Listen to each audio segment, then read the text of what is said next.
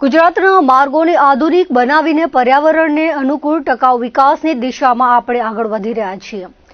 વડાપ્રધાન નરેન્દ્ર મોદીના સ્પીડ અને સ્કેલના વિઝન અનુસાર ભારતના રોડ નેટવર્કના વિકાસની ગતિ અને તેના સ્કેલમાં પરિવર્તન જોવા મળી રહ્યું છે.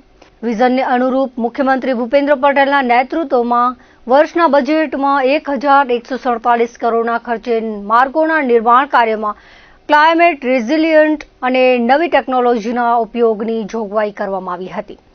તે અનુસાર કચ્છના લુણી, ગુંદાલા, પત્રી, ટપ્પર, બાબિયા રોડ સહિત રાજ્યના વિવિધ જિલ્લામાં 20 માર્ગો પર આ ગ્રીન ટેકનોલોજીની મદદથી કામગીરી શરૂ થવા જઈ રહી છે. આ પ્રક્રિયામાં હયાત રોડના જૂના મટીરીયલને ફરી ઉપયોગ કરીને રોડનું નિર્માણ કરવામાં આવશે, જેનાથી ખર્ચમાં ઘટાડાની સાથે પર્યાવરણને અનુકૂળ પ્રક્રિયાને પ્રોત્સાહન મળશે. માર્ગો પર રોડને પહોળા કરવાનું કામ, આરસીસી, ગટર line, resurfacing, protection work, 4 lane, માટીકામ, rumble strip, road furniture, side shoulder, white topping, glass grid સહિતની કામગીરી અલગ અલગ રોડની જરૂરિયાતો અનુસાર કરવામાં આવશે.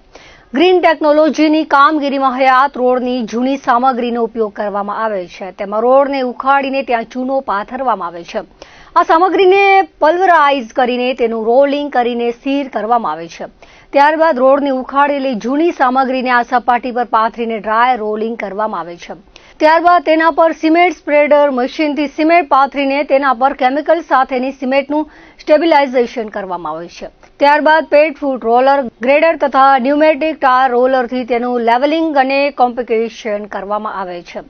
આ કામગીરીના 7 દિવસ બાદ non woven material stress absorbing membrane પાથરીને તેના પર ડામરનું આવરણ લગાવવામાં આવે છે. આ એક પ્રકારની હાઈટેક ફાઇબર સીટ હોય છે, જે ડામર પાથરતા પહેલા લગાડવામાં આવે છે. તે તિરાડોની ઉપર આવતા રોકે છે, ગાડીઓના પ્રેશરને શોષવામાં મદદરૂપ થાય છે અને રોડનું આયુષ્ય વધારે છે. ટેકનોલોજીમાં જૂના પેવમેન્ટની માટી તથા મેટલ જેવા મટીરિયલનો ફરી ઉપયોગ કરવામાં આવે છે.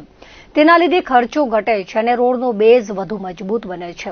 આ ટેકનોલોજીની મદદથી રસ્તાને લાંબા સમય સુધી ટકાવી રાખવા માટે જરૂરી એવા બેઝને સુધારવામાં આવે છે અને તેના પર વારંવાર રિપેરિંગની કામગીરીની પણ જરૂરિયાત ઘટે છે.